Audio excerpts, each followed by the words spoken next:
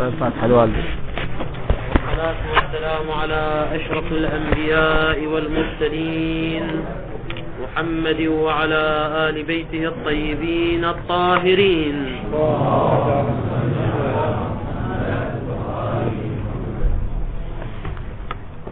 ذكرنا في الدرس السابق إنما له دخل في المأمور به على 4 أنواع وأقسام. الأول ما له دخل في أصل المأمور به الكلي على نحو الجزئية، فيكون مقوما للمأمور به، كما في الركوع والسجود وتكبيرة الإحرام وغير ذلك. الثاني أن يكون دخيلا في المأمور به ولكن على نحو الشرطية، فلا يكون مقوما وإنما يكون مقدمة له من مقدماته لا من مقوماته. إذن أن يكون دخيلا في المأمور به على نحو الجزئية فيكون من مقوماته، أن يكون دخيلا في المأمور به على نحو الشرطية فلا يكون من مقوماته بل من مقدماته. ثالثا أن يكون دخيلا في مصداق المأمور به وتشخصه على نحو الجزئية كالاستعاذة وتثليث التسبيحات. رابعا أن يكون دخيلا في المصداق والفرد والتشخص لكن على نحو الشرطية، ومثاله الصلاة في المسجد أو الصلاة في الحمام كما بينا هذه الأقسام 4 في الدرس السابق. ثم قلنا الإخلال بجزء المأمور به كما هو القسم الأول، أو الإخلال بشرط المأمور به اللي هو الثاني. الإخلال بالجزء والشرط هنا إذا كان عمدا، بل بعض الأحيان حتى لو كان سهوا، زيادة أو نقيصة، يؤدي إلى بطلان وفساد المأمور به. مثلا صلى وترك الركوع، صلى وترك السجود، فالمأمور به يبطل ويفسد. أما الثالث والرابع اللي هو جزء الفرد وشرط الفرد، فهذا لا يؤدي إلى فساد المأمور به لأنه ليس دخيلا في المأمور به وإنما دخيل في الفرد والتشخص، فيكون مؤديا إلى فساد الفرد وليس فساد المأمور به، لأن المأمور به والماهية يمكن أن يوجد بفرد آخر، سواء كان هذا الفرد الآخر يؤدي إلى الارتقاء كما في الصلاة في المسجد أو يؤدي إلى الانحطاط كما في الصلاة في الحمام. إذن هذه أقسام 4 بيناها مع حكمها. في درسنا اليوم نتعرض إلى قسم خامس.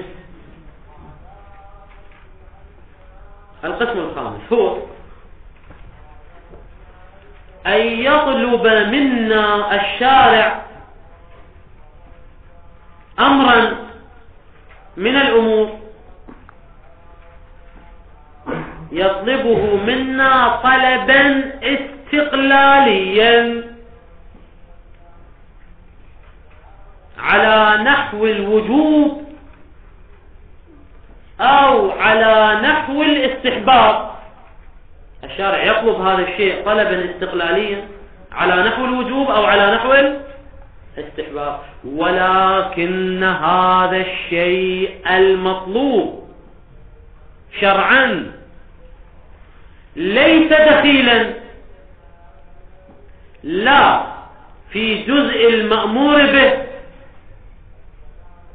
يعني ليس هو جزءا للمأمور به وليس هو شرطا للمأمور به، وليس هو جزءا للفرد، وليس هو شرطا للفرد، يعني يختلف عن الأقسام الأربعة السابقة كلها.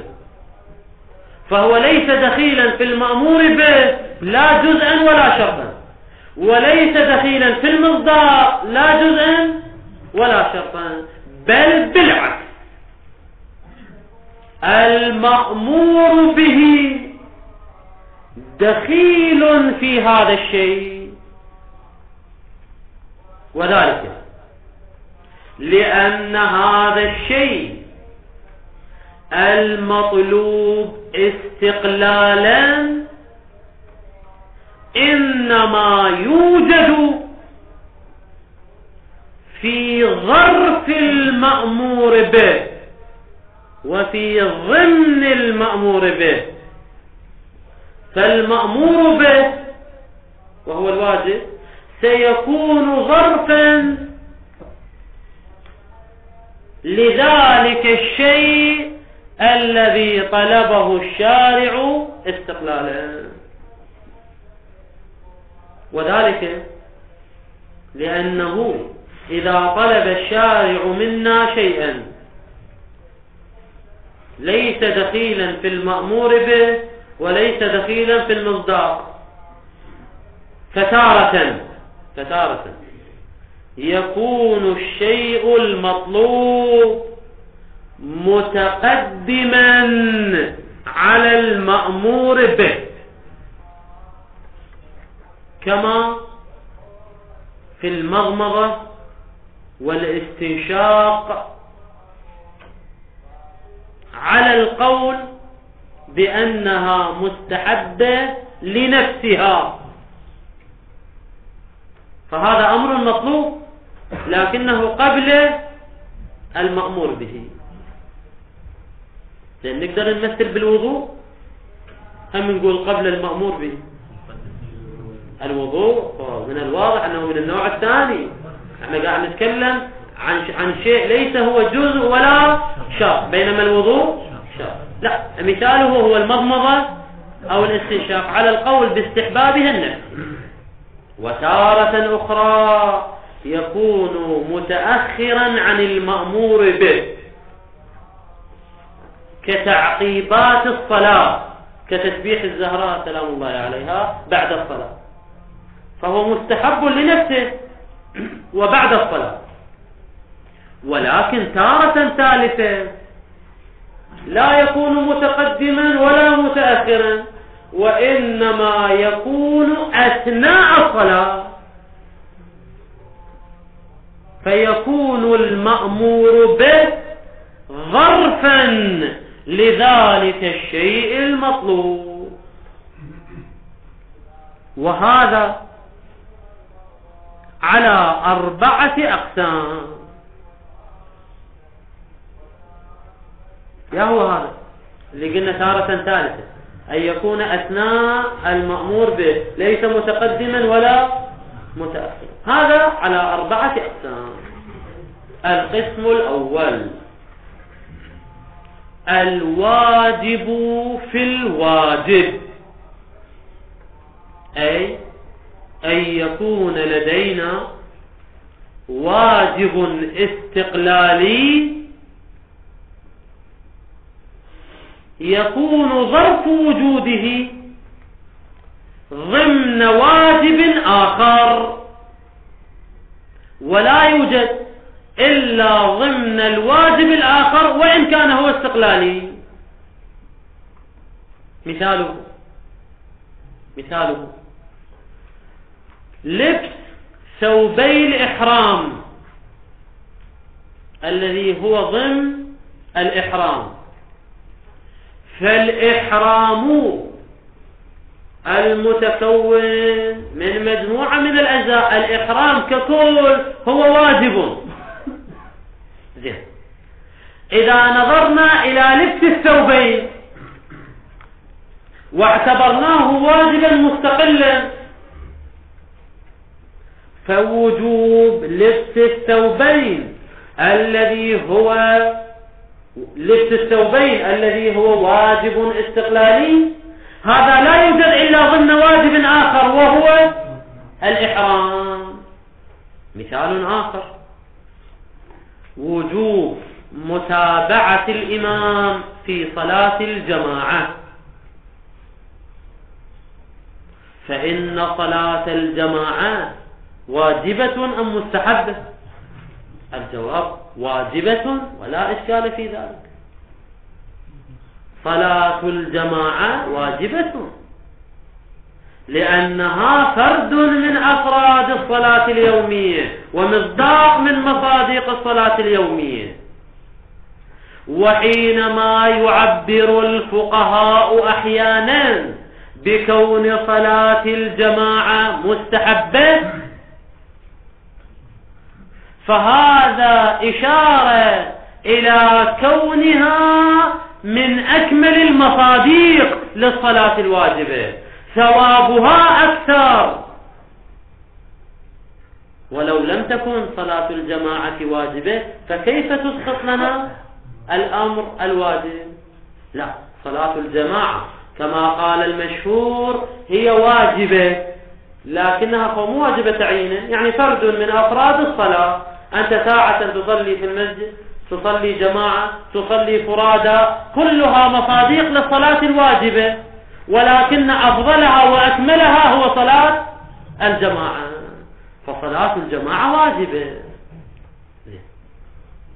ما هي صلاة أو ما هي جماعة؟ هي صلاة الجماعة.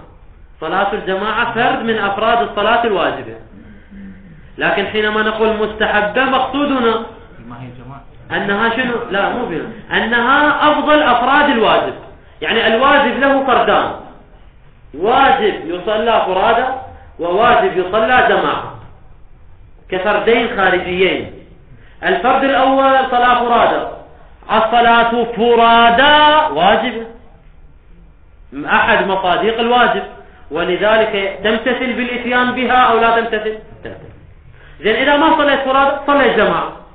صلاة الخارجية هذا المصداق الخارجي المتكون من كونه صلاة وجماعة مركب، هذا مصداق أيضا مصداق للواجب، ولذلك يسقط به الواجب، فصلاة الجماعة واجبة بمعنى كونها مصداقا من مصادق الواجب. زين، هذه صلاة الجماعة ماذا يجب في أثنائها؟ يجب في أثنائها متابعة الإمام في الحركات، على القول المشهور القائل بأن متابعة الإمام في الحركات هو واجب نفسي استقلالي. فايش راح يصير عندنا؟ يصير عندنا واجب استقلالي في ضمن واجب. الواجب الاستقلالي هو المتابعة في ضمن الواجب وهو صلاة الجماعة. هذا هو القسم الأول، الواجب في الواجب. القسم الثاني المستحب في الواجب، كما في القنوت بالنسبة إلى الصلاة اليومية، فإن القنوت مستحب ولا يوجد إلا ضمن الصلاة الواجبة، مثلا كصلاة الظهر والصبح وغير ذلك، فهو مستحب استقلالا لكنه ضمن واجب، فمستحب في واجب. الثالث مستحب في مستحب، كالقنوت على القول باستحبابه الاستقلالي في صلاة النافلة، فإن صلاة النافلة مستحبة، والقنوت المستحب يوجد ضمن الصلاة المستحبة، فمستحب في مستحب. القسم الرابع، شو بقى عندنا بالرابع؟ احصرها عقليا بعد انت.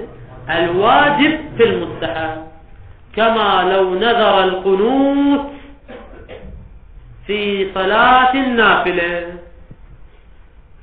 فالقنوت سيكون واجبا استقلاليا لكنه ضمن النافلة المستحبة. إذا كم قسم صار عندنا؟ واجب في واجب، مستحب في واجب، مستحب في مستحب، وواجب وأشار إلى الأقسام الأربعة بعبارة موجزة فقال أن يكون مطلوبا في واجب أو مستحب. وكلمة مطلوبا تشمل من؟ كلمة مطلوبا تشمل الواجب والمستحب، لأن الواجب مطلوب والمستحب أيضا مطلوب. فأن يكون مطلوبا أي أن يكون واجبا أو مستحبا ضمن واجب أو مستحب. فايش قد تصير الأقسام؟ 4. ما هو حكم هذا القسم الخامس بأقسامه 4؟ احنا كلامنا لا تنسوا كله في القسم الخامس. هذا القسم الخامس قسمناه إلى 4 أقسام. هذا القسم الخامس هل يؤدي إلى فساد المأمور به أو لا يؤدي إلى فساد المأمور به؟ لأننا قلنا في الأمور 4 الأمر الأول والثاني اللي هو جزء المأمور به أو شرط المأمور به يؤدي إلى الفساد، أما جزء الفرد أو شرط الفرد فلا يؤدي إلى الفساد. زين هذا القسم الخامس اللي ذكرناه الآن هل هو يلحق بالأول والثاني فيؤدي إلى الفساد أو يلحق لا بالثالث والرابع فلا يؤدي إلى الفساد؟ الجواب هو ملحق بجزء الفرد أو شرطه. فكما أن جزء الفرد أو شرط الفرد لا يؤدي إلى فساد المأمور به، هكذا القسم الخامس الذي هو المطلوب في ضمن المأمور به،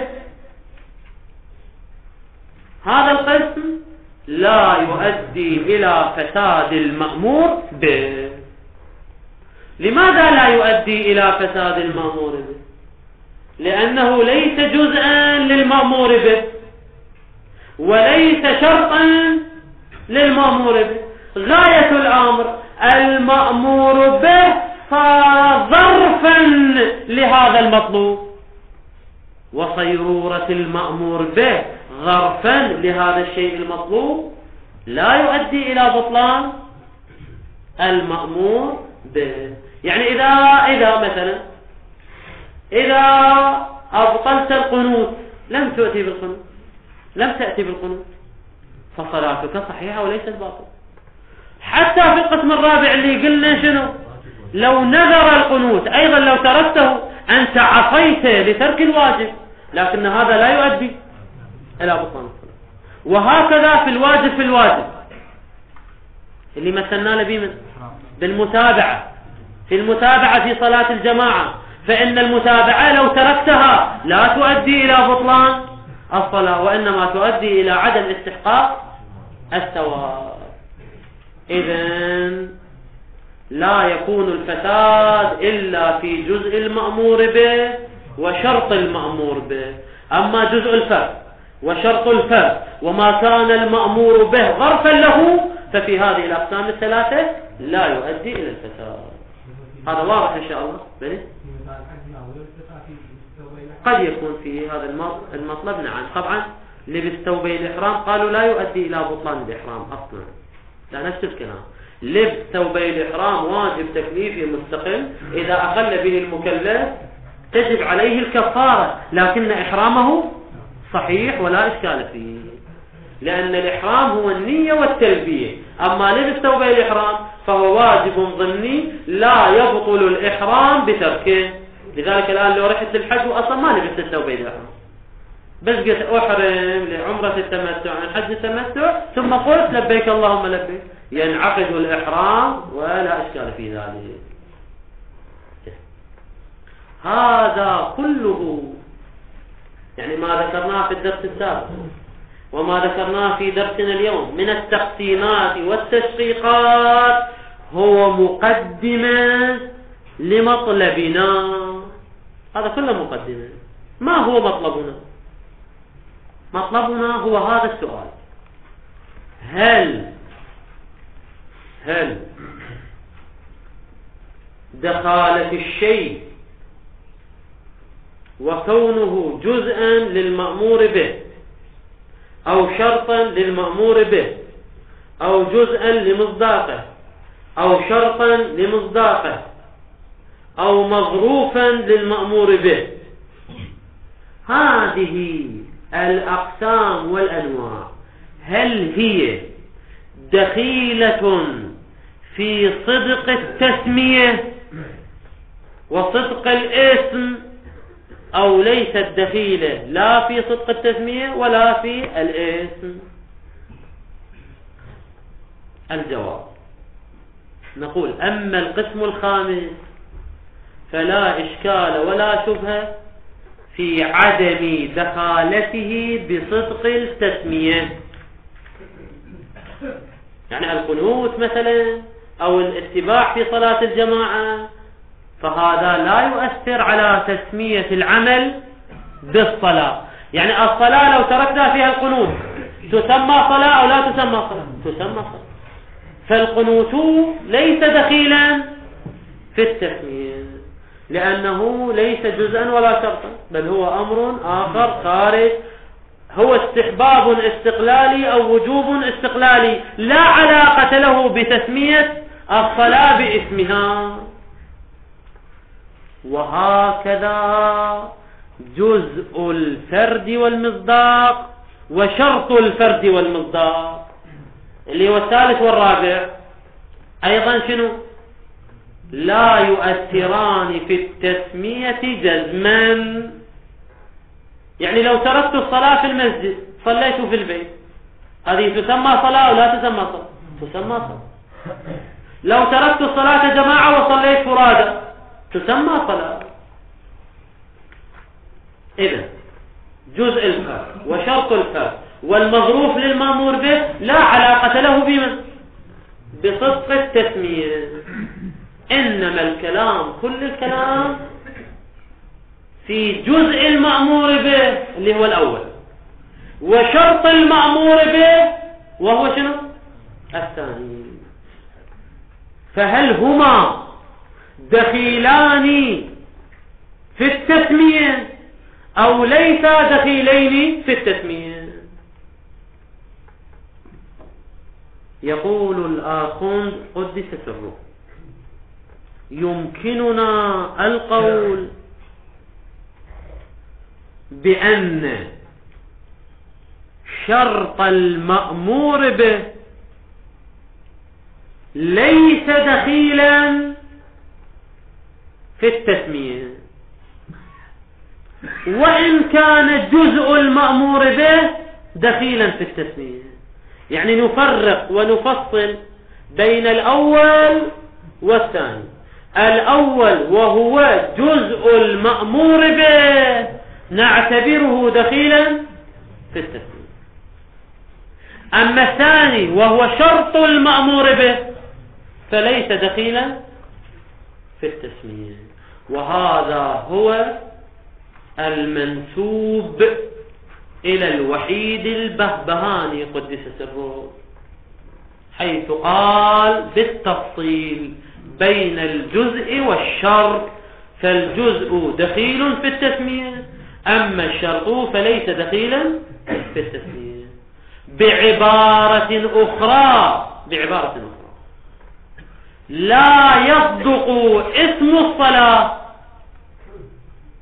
إلا مع الإتيان بجميع الأجزاء،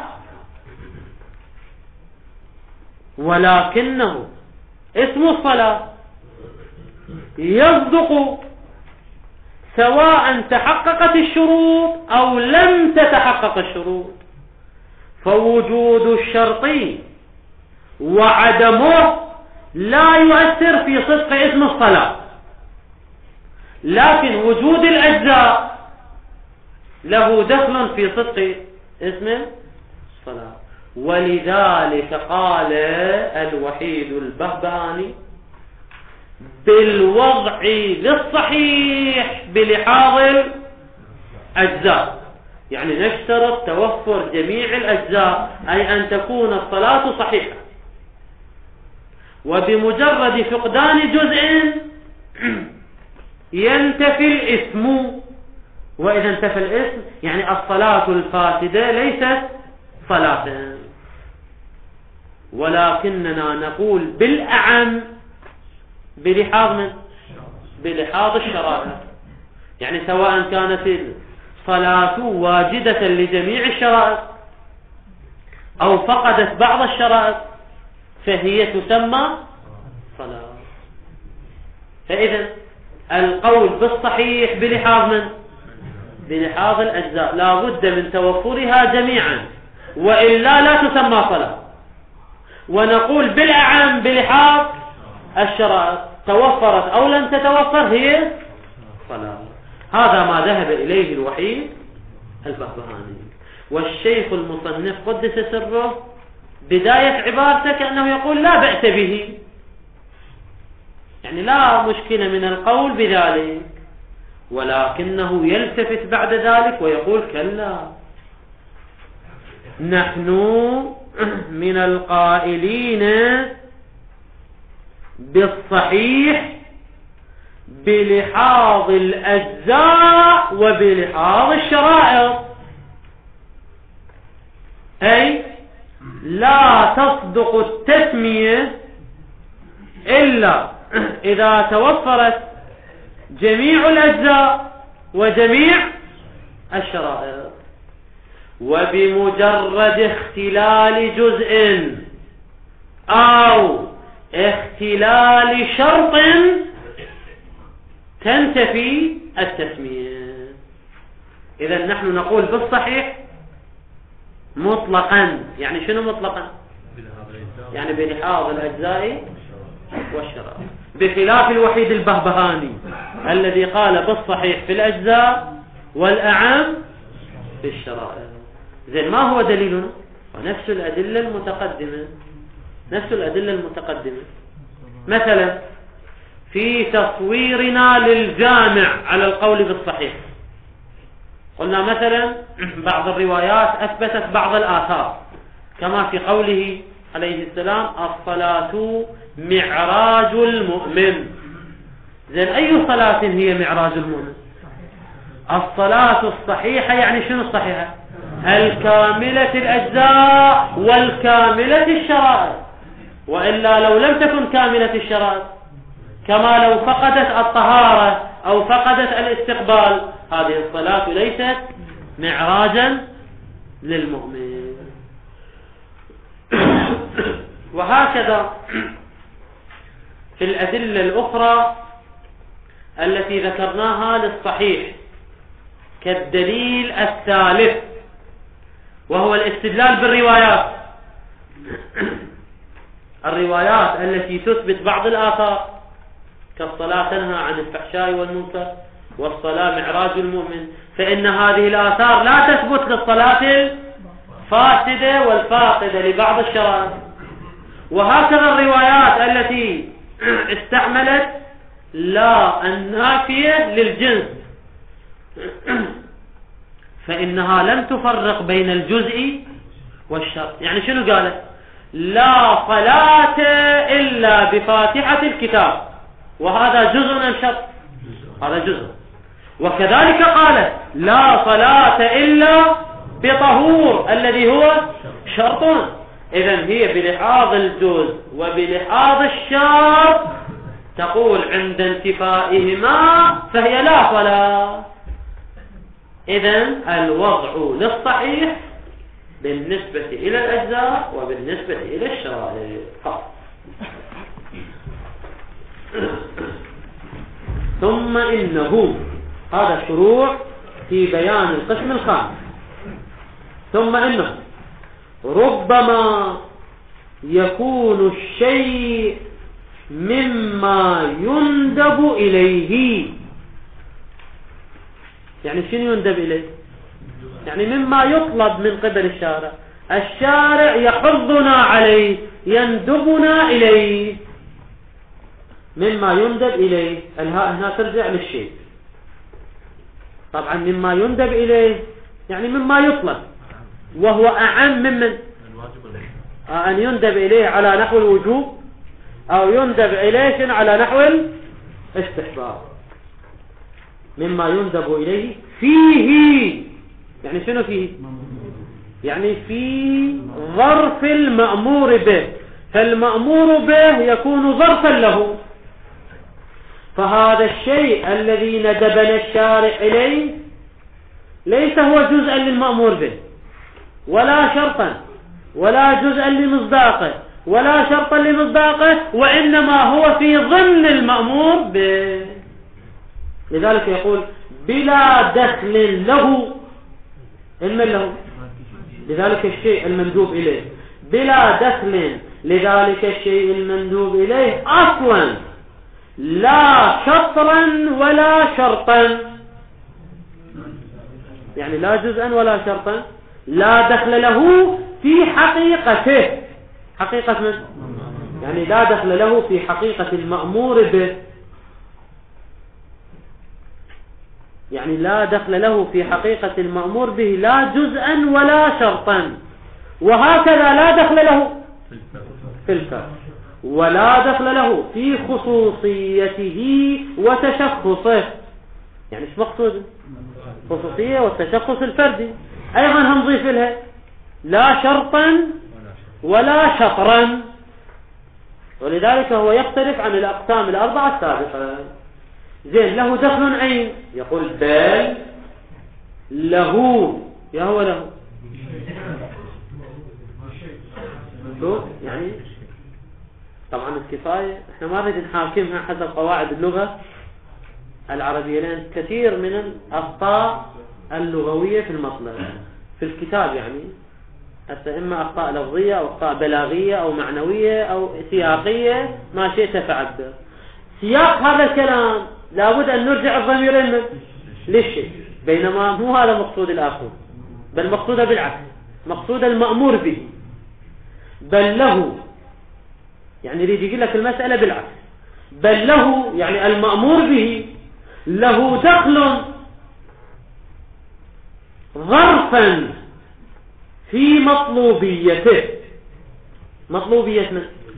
مطلوبية ذلك الشيء، يعني المأمور به هو ظرف لمطلوبية ذلك الشيء الذي ندبنا الشارع إليه، بحيث لا يكون يهو ذلك الشيء الذي يندب إليه لا يكون مطلوبا إلا إذا وقع في أثنائه، أثناء المأمور به، فيكون مطلوبا نفسيا.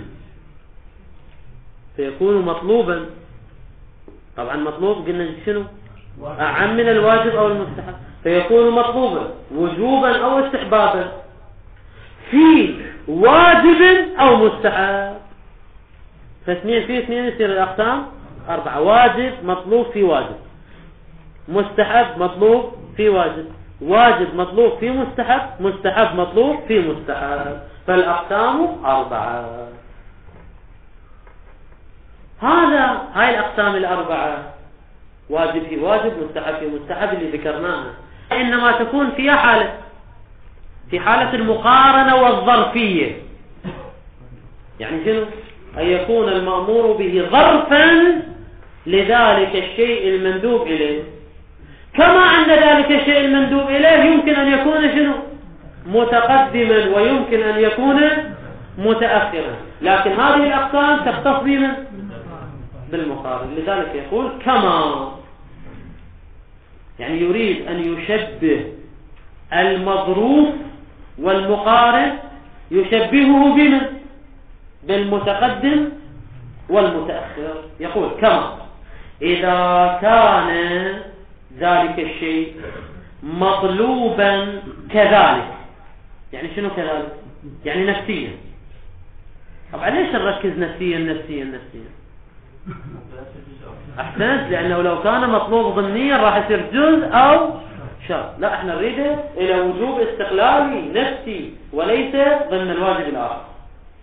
كما إذا كان مطلوبا كذلك يعني نفسيا قبل أحدهما، يعني قبل من؟ قبل الواجب والمستحب، اللي مثاله الاستنشاق أو المضمضة قبل الصلاة الواجبة، أو استنشاق ومضمضة قبل الصلاة المستحبة، أو بعده، يعني بعد الواجب والمستحب. مثاله تعقيبات الصلاة إذا قلنا باستحبابها استقلالا فهي بعد المأمور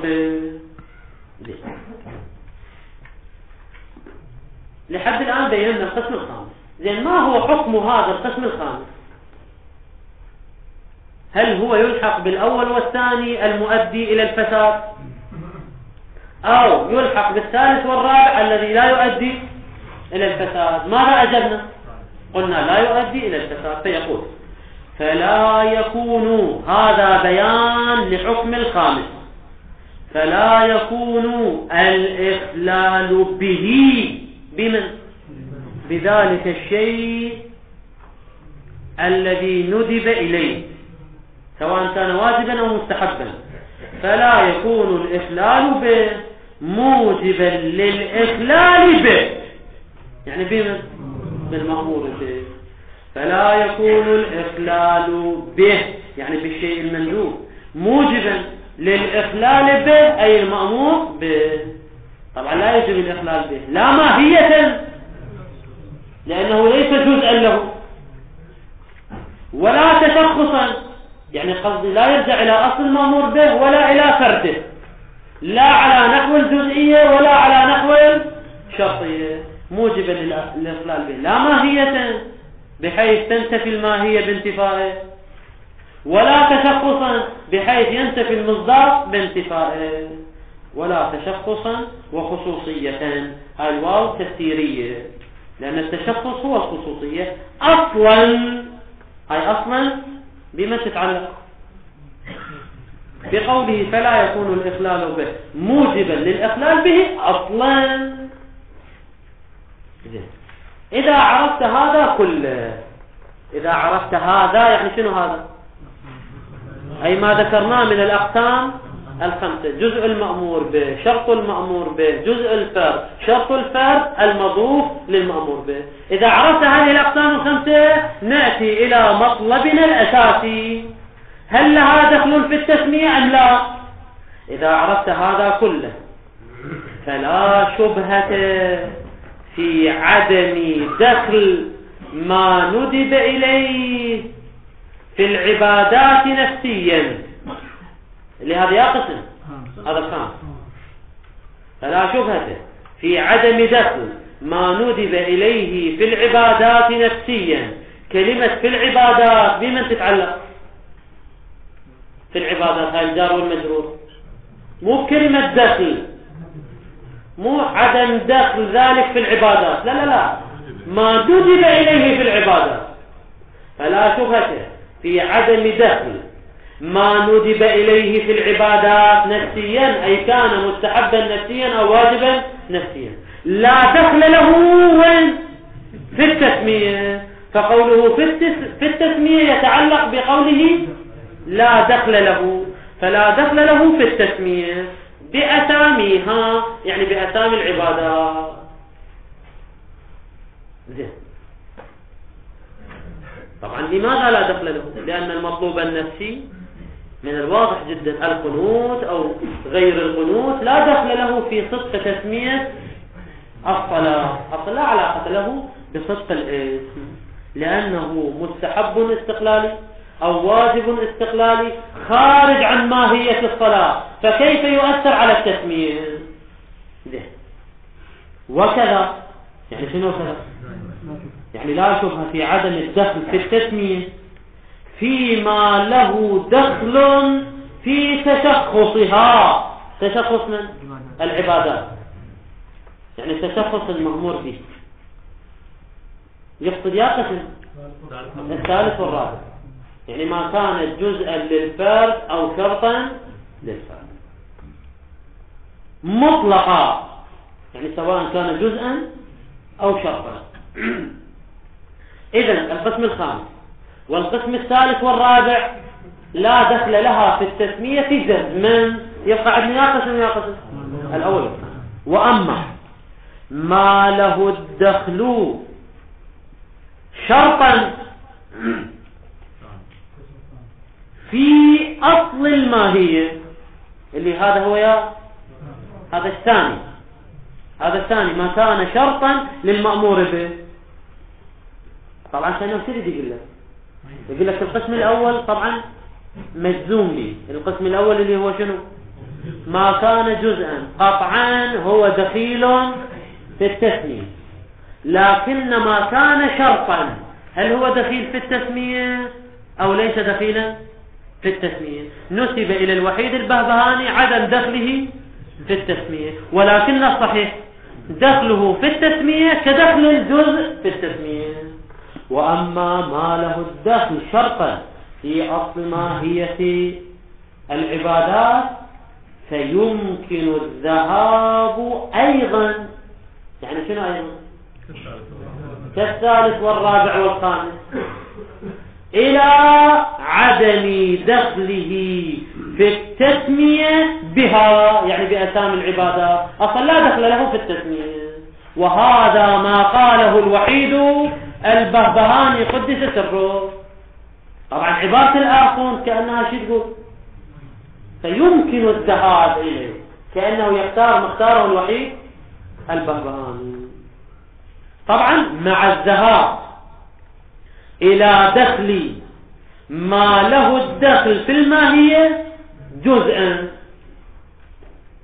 اللي هذا القسم الأول. يعني القسم الأول نقول هو داخل في التسمية، لكن القسم الثاني يمكن القول بعدم دخله في التسمية مع الذهاب إلى دخل ما له الداخل جزءا، يعني جزءا من المأمور به فيها، يعني في التسمية في أسامي العبادات. فيكون الإخلال بالجزء مخلا بها، يعني بالتسمية. لماذا؟ لأن الجزء دخيل في التسمية دون الإخلال بالشرط، فإن الشرط ليس دخيلا في التسمية، فالإخلال بالشرط لا يؤدي إلى الإخلال بالتسمية. هذا ما يقوله الآخوند والوحيد البهبهاني مبدئيا.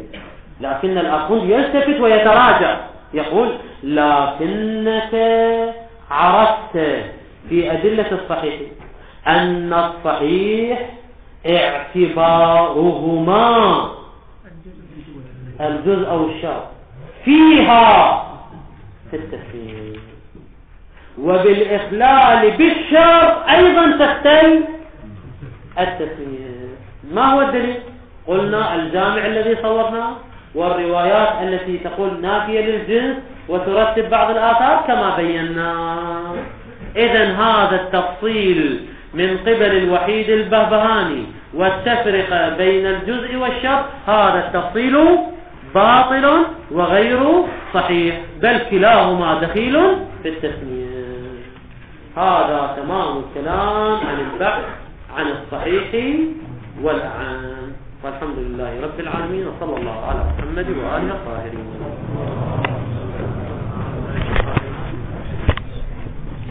ساحة نبي بن زيد.